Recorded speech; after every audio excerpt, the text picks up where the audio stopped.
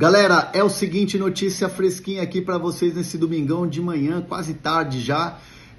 O São Paulo está muito próximo do retorno do Oscar, meia Oscar, que é formado na base, muito tempo de Chelsea, seleção brasileira, China. Ele ainda não estava convicto de uma volta ao futebol brasileiro, né? Depois de deixar o futebol chinês.